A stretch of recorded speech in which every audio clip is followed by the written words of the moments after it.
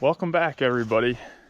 It is February 10th and we're still on the hunt for Rover's left side. I got some new intel that's kind of changing the area I'm looking in.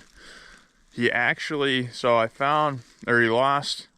his right side on, I think, the 1st of February, and I hadn't got a picture of him in 3 days. With both sides, and I checked some cameras over here close to my food plots, and he actually was all the way over on ours on the 27th. I have him, so that makes me think when he disappeared over here where I was getting him, he was much further west of where I've been looking, where he lost his first side. So I think the first side he lost is actually over in our direction. So I'm going to start grid searching kind of that direction and just covering it back and forth. So it kind of gives me new hope, because I was losing hope where I was looking before. We'll see what happens here. A lot of these bucks haven't lost them yet. I'm still getting pictures of some of the good ones. Glade still has both of his antlers, and there's a few other ones. The heavy 9 still has both of his. So there's still a bunch of them that are holding both sides. Let's get after it.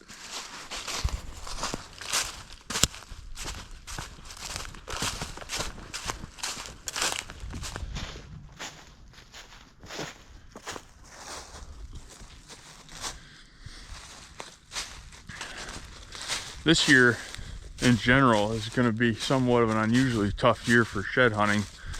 You'll find that usually the harder the winter is, the easier the shed hunting is, because those sheds are oftentimes right close to food, and the deer really aren't traveling much when you have real cold hard temperatures and lots of heavy snow. You're going to find all those deer suck right into wherever the food sources are. And a year like this, where we really didn't have a winter, the deer are traveling a long distance and there's food everywhere. So there's browse everywhere you look in the woods. So you're not finding these sheds zeroed into these little areas. They're like in Rover's case, he's really traveling throughout a huge area. So what I'm doing is using my Onyx app and watching my track, and I'm just essentially covering everything, and I just keep expanding that track out, as I look for it, and making sure that I'm covering everything along the way. But it's not easy. One good thing about a deer like Rover, his antler's pretty dang big, so it's an antler that I don't have to step on to find. It's one that I should be able to see from quite a ways away. The first antler I saw from 30 feet away. So we're just gonna keep grid searching and covering everything we can, and hopefully we stumble across it. We're gonna keep expanding that track out. I've got about 20 miles invested into finding it so far. I've got one side, still need the other one. We'll keep after it here. Well, welcome back, everybody. It's March 2nd, and unfortunately you guys are gonna miss like the last week and a half of shed hunting I've done, because I lost my GoPro. Pretty crazy story. Might as well fill you in right now. I was in the red brush, and it's real thick in there. I had a bunch of soybeans and brassicas planted out there, so there's a lot of deer activity going through it. And I was just walking those trails, and right in the middle of the red brush, I could see where there's kind of like some fresh dirt piled up, and it's real thick in there, so you couldn't really see it. I had to get right up close to see like what it was, and I figured, well, it must be a fox den or a coyote den or something. I was like, that's kind of interesting. So I start walking over there, and I get pretty close to like this hole. It's kind of a hole, but it's like a big pile of brush really, with kind of like a nest in it. So I get right up to it, and right when I walked up to it, came out a really upset mama black bear. And I really didn't have anywhere to go because I was in the middle of all that brush. So I pulled my pistol out and shot it 3 times, you know, real quick, repetitively, just to get her to realize that I was a human and that essentially, you know, get away from me. And she did. She turned as soon as I pulled the trigger, but I was within feet of her. Really scared the heck out of me. And of course, had I known there was a black bear and cubs in that hole, I would have never walked up to it. So now I know where there's a den and some cubs. The bear ended up going like 30 yards away, and she was clipping her teeth at me, making some weird noises, and I could hear all the babies in the hole whining and carrying on in there. So obviously I got the heck out of there pretty quickly. And in the process of everything going on that day, I lost my GoPro, and I had unfortunately that day I walked like 6 miles, and within that 6 miles I never checked for my GoPro, so I don't know where within that 6 miles it is. I actually re-walked the whole 6 miles looking for it, and I couldn't find it. So that was pretty unfortunate. So I lost my GoPro, including, you know, 2 weeks of footage that I had on there of shed hunting. But the shed hunting's been really tough. I've been looking for the other side to Rover so hard. I've walked 20 plus miles looking for the other side, and now my area that I'm looking is really expanding beyond where I even thought he was. So it's getting frustrating. It's just getting frustrating. I've found 5 sheds in total. This one right here is number 6 that I'm about to show you. But the one shed I really want is the other side to Rover. That's the oldest deer on the road, the biggest deer on the road. And I would just like to find that other side. He's a 4.5-year-old buck this year. He's going to be 5.5 next year. It's going to be, you know, the deer. So I really want to find that other shed, but I'm having a heck of a time. This year is kind of unique in the fact that the weather's been so nice all winter that they're not concentrated on food. Yeah, you'll find some sheds near food, but for the most part, these deer have been everywhere. You know, when you have a good, hard, cold winter with a lot of snow, those deer are concentrated right in these tiny little areas where that food and cover and bedding is, and thermal cover, usually in the pines. This year, it's just a totally another animal, just totally different.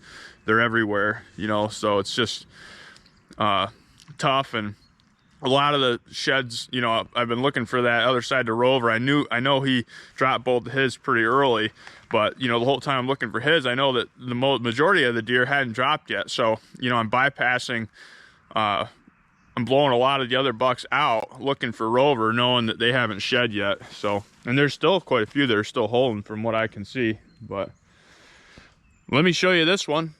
This is shed number 5 on the year. Well, actually, I think it's 6. So I found 2, 3, 4, 5. Yep, so this is shed number 6. Just a little tiny guy.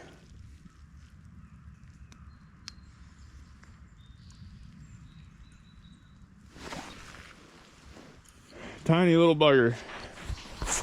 We're gonna keep after it, and I'll keep you updated here. I'm gonna try not to lose this GoPro along the way either. This is pretty interesting to me. I mean, just look at how thick it is in here all the way around. Just nothing but buckbrush, thorn apples, briar patches, and look at this bed right here. I kicked this deer up just now coming in here, and you can see where that deer's been laying there all morning. You know, just right in the middle of this freaking nasty mess. This real thick cover is just ideal for holding and growing big deer. If you can get food real close to areas like this, you know, that buck can slip in and out of this bedding area like right here and be totally okay. until he pops out in your food plot and he's in trouble. Keep back right here and see what we can come across. Well, I'm right here behind Brian's barn, and he left about 12 rows of standing corn, and there's a ton of deer that are crossing back and forth across this field to get over to that corn all winter. And I had looked through this a few different times because I think Rover's shed is right here somewhere, and obviously that shed would stick out like a sore thumb out in the middle of this field. But I've been driving back and forth and just came across a little spike shed right here in the field. So Brian, you can thank me for that one. That could have ended up in a tractor tire. So, you know, I'm just saving my neighbor lots of money by picking these sheds up out of his field. This e-bike is handy for this. You can drive up and down the fields, and, you know, even with the ground being super soft, these big fat tires stay right up. You know, they don't sink into the mud at all. Let's go ahead and pick this bugger up. Oh. There it is. Shed number 7. We'll keep going back and forth there and see if we can't stumble upon another one. I really like to find Rover, but that one's got me pretty bamboozled at the moment. Well, I'm still going through Brian's field here, and I just stumbled upon shed number 8, a little 2-point side. Just a little bugger. It's just a lot of these deer, when they come out to this field, they go hauling right across to get to that corn, I think, and in the process they jar their head a little bit and off goes their little horns. Just a little bugger. Nonetheless, it's shed number 8. We're doing good today. We're 3 sheds on the day so far, which ties my first day of shed hunting. I found 3, so one more and we'll break the record, and we need number 9. I'll have to admit that walking through cornfields looking for sheds is my least favorite. I hate looking for sheds in corn, but boy, I find a lot of sheds in corn. But it's just a pain on your eyes. Everything looks like a corn stalk, including sheds, so you have to really keep your eyes peeled. I actually already walked through this corn once, but there's a tiny bit of snow on the ground, so now I can just see a lot better right now, so it makes sense to check it over one more time. I would hope that if Rover's shed was in here, I didn't walk by it the first time. But we'll double check and make sure.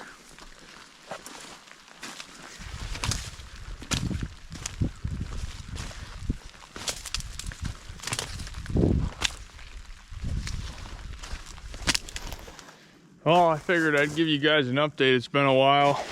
I've been out after work a few different times this week looking for the other side of Rover. And at this point, I'm just going over the same areas that I've already went. I'm not having any luck.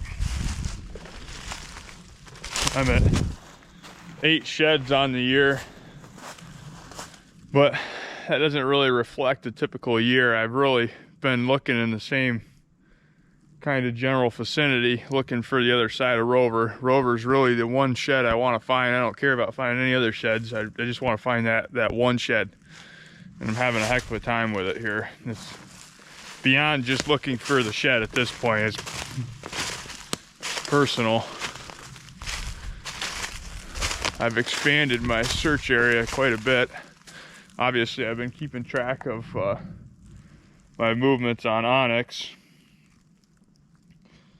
You can really see that there's not much of the area that I haven't hit in here. So I'm kind of some of these real swampy areas that I kind of avoided previously.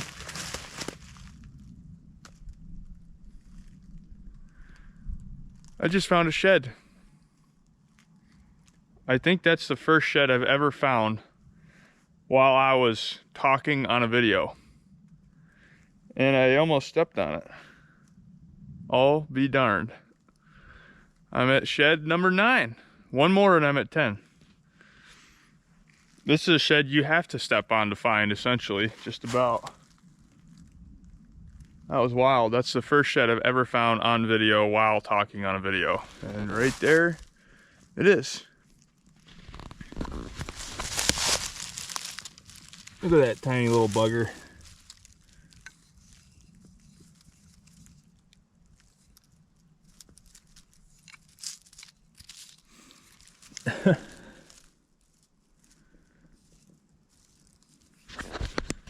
Well, you saw it first right here on KEO-VLOGS. An interview shed. Let's see if I walked down this path previously and if I walked over it. Yep, if you look at my track, I was already on this path once and walked right by it, must be. Unless it hadn't shed yet, if that was earlier. But I've definitely walked down this trail once already and didn't find it, so.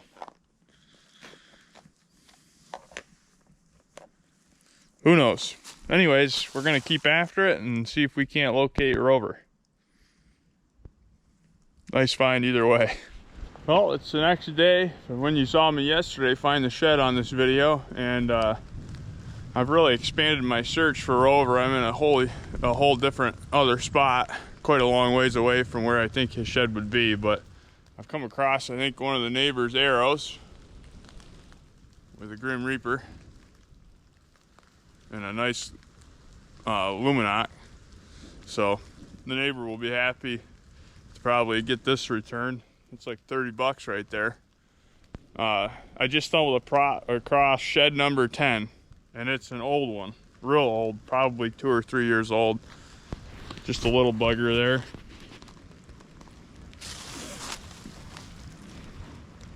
Oh man, that might be even older than a couple of years. That sucker's old. But it's a shed nonetheless, I'm counting it. It might be 5 or 6 years old. Things have really hammered it, but we've broke number 10. Let's keep on keeping on and see what we can come across. Well, I was just cruising out here in the new seating piece and just stumbled across shed number 11. Let's pick it up. It's a 4-point side.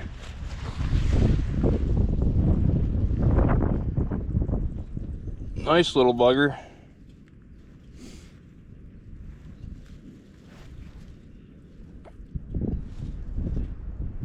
Oh, let's see if we can find the other side out here somewhere.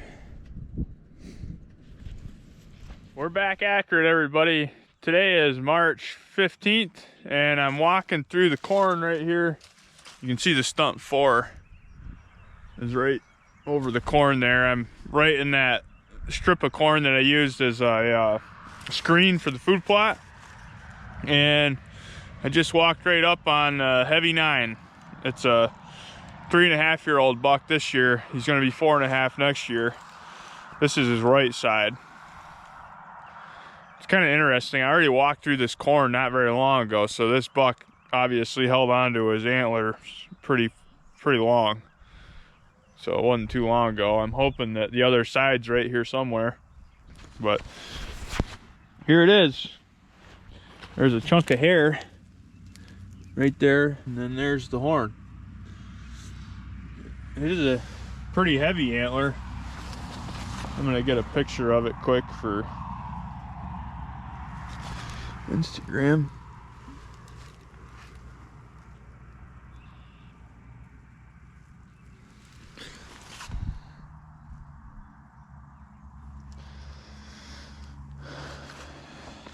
Let's go ahead and pick it up.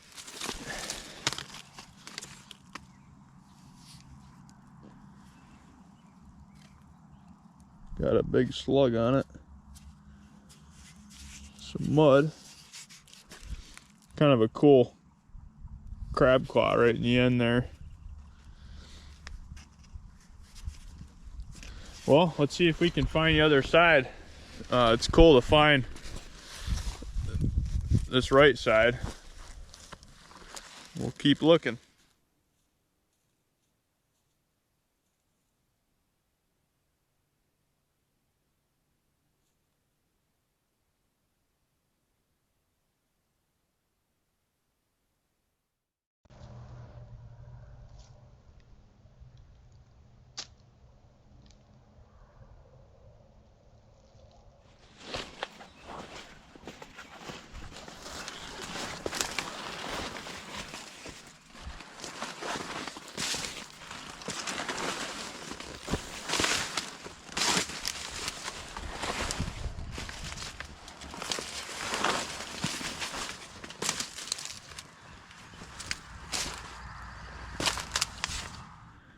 Well, I just found the skeleton of a dead doe.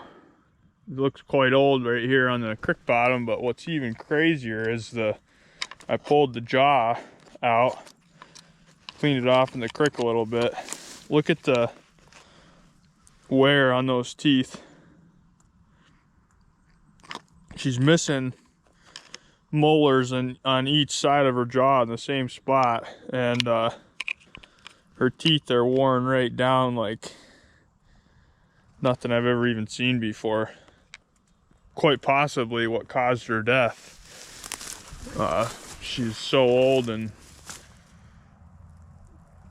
obviously had an infection in her jaw there that was causing some issues with chewing, it looks like. Pretty wild. Welcome back, everybody. It's the 16th of March and we're starting our food plot work for 2024. And it starts with the brush hog and getting rid of all this corn. We're gonna brush hog it up and get it into chopped up into little pieces so I can plow it under easily. If you leave it standing and you just run it over with a disc, unless you have really sharp discs, the discs don't cut it up good enough to get a good plow on it. I ran into that issue in years previous where it turned into a nightmare trying to plow this standing corn. The plow gets caught up with it and it's just a nightmare. So definitely want to hammer it with a brush hog and get it cut up into small pieces. And I got the plow on the front of the tractor here, so I just set that down about 5 inches off the ground and I'll knock that corn down in the front and then get a good whack on it with a brush hog in the back. So we'll go ahead and get after it here.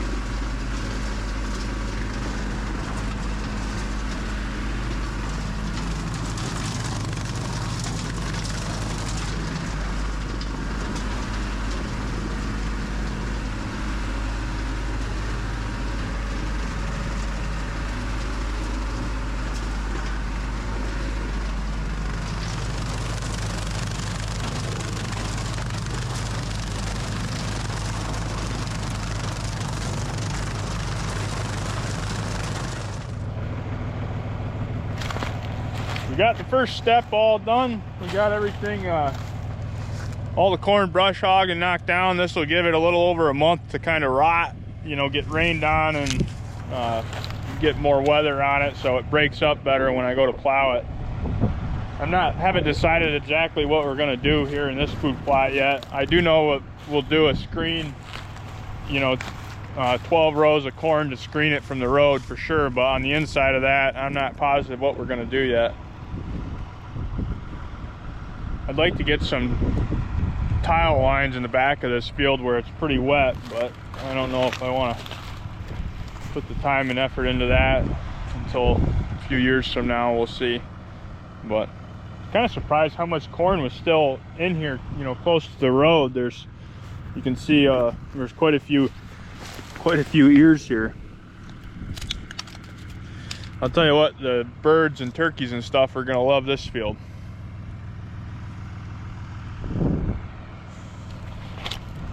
we gotta move on.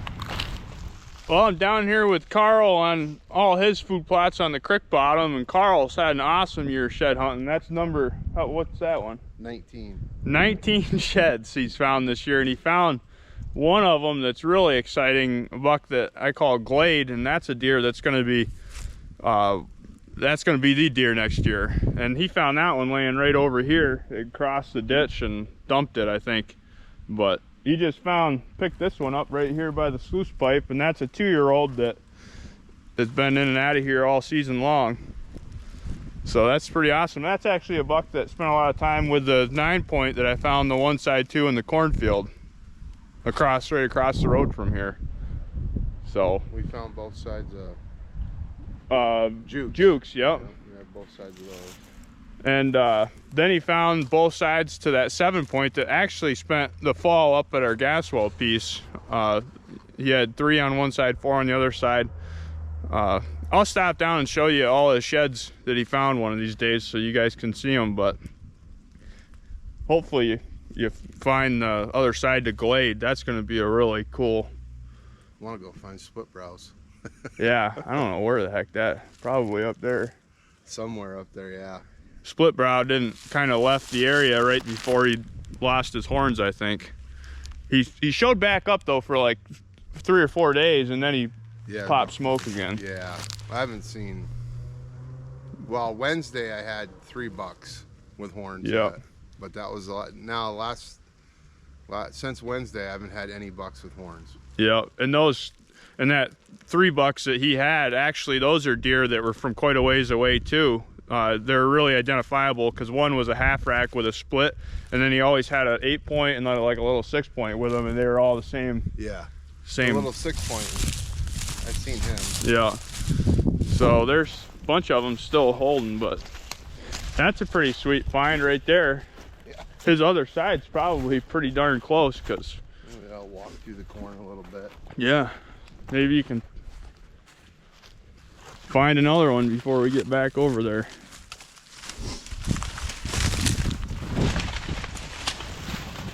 Hit the row and keep going, huh? Heck yeah. I'm still after it, everybody. I'm back adding to my search for a Rover. I'm not having any luck with this other side, but I'm in some really thick bedding areas with some huge trails going through.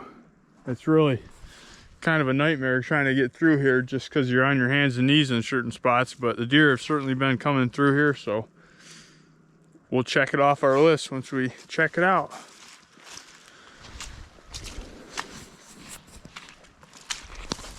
I'm gonna go ahead and wrap the shed hunting video up here and go over all the sheds that we found with you. So in total this spring we found 2, 4, 6, 8, 10, 12. 12 sheds, which is by far the worst shed hunting season ever in the history of ever even shed hunting for me. There's a few different factors that led to that. One is I really only focused on one area looking for the number 1 buck, Rover. This will be the biggest deer on the road next year, and I thought I had this deer pretty well pinned as to where this other antler was going to be, but the reality of it is I can't find it. I looked really hard for it, and I spent a lot of my time and effort looking for that other antler, which is why I didn't find a lot of the other antlers that are in other parts of the farm, because I was really focused on this one. So Rover is going to be a 5.5-year-old deer next year. He's a 4.5 right here, and then this was Rover as a 3.5. So you really put on a lot of inches. As a 3.5-year-old, he spent a lot of his time right here by the house. Actually, it was like the first day of rifle season. He was right out here next to Brian's truck. I videoed him. And as a 3.5-year-old, as this buck. And as a 4-year-old, he moved his area east of us. He never really spent much time on ours that I could see from trail cameras, although right before he shed his antlers. He was on ours for a while. I had some pictures of him. But for the most part, his territory totally changed. And I think that was in part because of the food that was left over that way. I think that's what held him over there.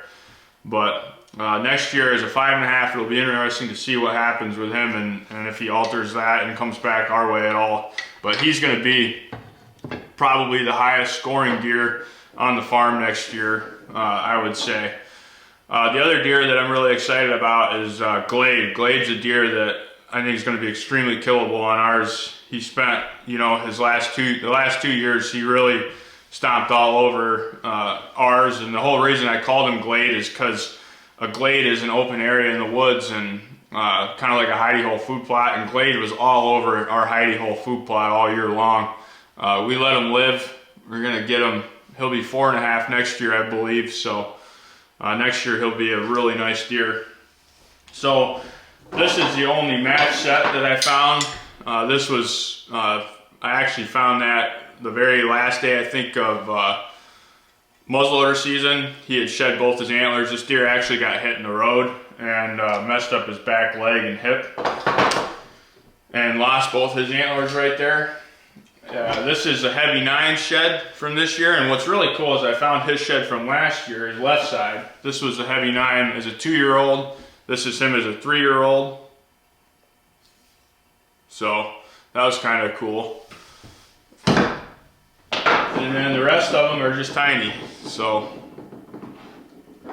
we're going to get into working on some of the plots here shortly, and obviously I want to get together a bunch of data on Glade from this past fall and really get a good understanding of that deer and how I want to get a good idea on how I'm going to be able to kill that early on next year or get a good opportunity at him. I have a pretty good understanding of him, but it's nice to put all my data together and kind of put it on a map and really get an understanding. It's kind of what I did with HLB. I knew HLB was a deer I needed to kill early, and by putting all that data together and understanding his movements the 2 previous years, I knew I'd have a really good opportunity that first 15 days of archery season to get a shot at him where I did. And then it was going to be a tough deal at that point once he got into his rut mode. But it's really important. That data from trail cameras is huge. When you get a few years on them, you really get to understand what those deer do and how they do it and why they do it. And the only factors that are going to change a deer's movement a lot, especially mature deer's movement, is you know, what food is in the area, and most importantly, hunting pressure. You know, if hunting pressure is really going to alter a big deer's movement, so that's why you got to be extremely careful when you're hunting a big deer as to how you're hunting them and when you're hunting them. You don't want to blow them out of the area you're in. But either way, it's exciting to think about, you know, next year and trying to put the game plans together on what deer you're going to be hunting. I'd really love to see this deer move on to our property a little bit more, but I'm not getting my hopes up on him. Glade is one that I know that lives on ours, spends a ton of time on ours, and is going to be a really nice deer next year. So if I find any more sheds, I'll show you on the upcoming videos.